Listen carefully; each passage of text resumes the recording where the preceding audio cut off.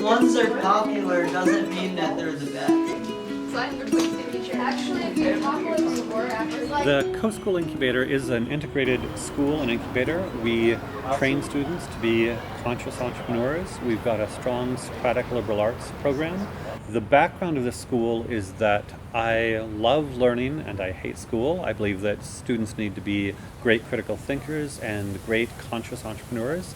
And there's really no opportunity elsewhere for them to develop these skills. So my partner, Coach Okabelli, and I designed a completely different opportunity for teens. It's an entirely different space. Here our students are self-driven and self-motivated, and they're autonomous. A while back somebody asked me to describe our students in one word, and I said determined. I got here by a series of unexpected miracles. I struggled for a little while to find my place, and I taught some of the students here, and I'd fallen in love with them, and they brought me on because the students knew me.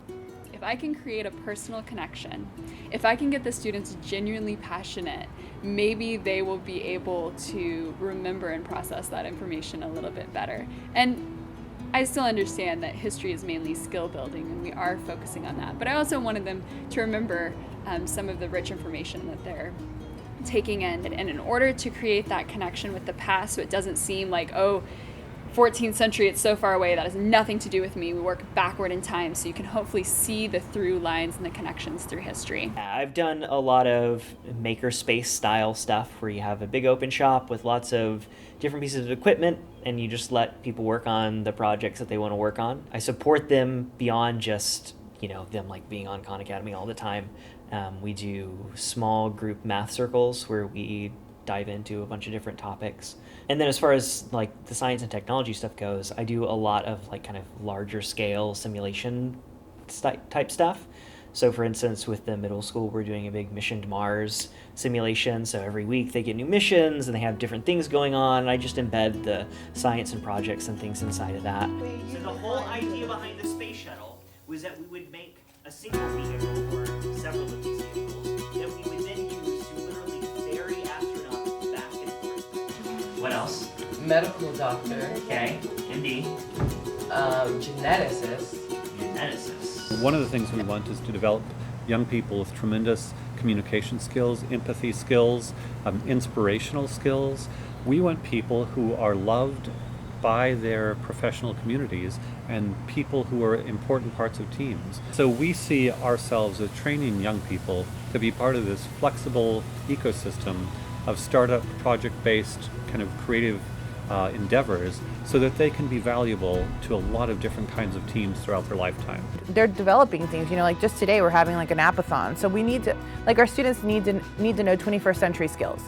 So I am sometimes surprised by the ability of all ages and at the school, from 6th grade to 12th grade, with technology. They are super tech savvy, but they have to have that. Like, that's a requirement in today's age. Teaching kids to question what's around them or what's given to them is really important, because they don't do it in a sense that's contrite. They do it in the sense of like, well, tell me why. Like, this is going to be important, so tell me why it's important, because it gives it meaning. With the decriminalization, like, if it's still, you were saying if it's still illegal, but you were caught with it, you would just be sent to like a rehabilitation center. Jail. Right, but in some aspects I feel like that's a better idea, but at the same time, like, I feel like that just gives a lot of people the okay, if I have heroin or if I show up to work, high, then like, it's not going to be bad. I'm just going to have to go to rehab for a couple of weeks. That takes a lot of thought, just not accepting what is given to them. Criticizing social media, criticizing or being scrupulous about like what media does to objectification of women and men. Like, those types of conversations are overheard, and these are high school kids. We prepare them to teach themselves, to be rooted within themselves, and that hopefully will create a flexible foundation for their future. Because we know that the future is heading in the realm of into the realm of technology, we have that be a big part of our program. Our kids aren't being given handouts. They're not working on worksheets. It's all online. And that also enables them to be responsible for their own education. I personally really believe in the power of disconnecting and simply connecting with another. And so I also try to find times in the classroom when the students are not near technology to create that balance. So we have personal development in the morning. That time is technology free. We have outdoor time when it's technology free and they're asked to just connect with the natural world. Lunch is a time to connect with each other and not technology. And then the rest of the time we do utilize it. I believe most students are all actively harmed by conventional education. I think most students would be happier and healthier here and more successful in the long run. So we would love to expand this. We hope for this to be the first of many schools like this. They need to, at least have a drive to love learning, right? They need to be curious and they have to want it. As far as the accessibility of it, the private schools are expensive. We are allocating over $100,000 for scholarships at KSI at this moment. So diversity is really important.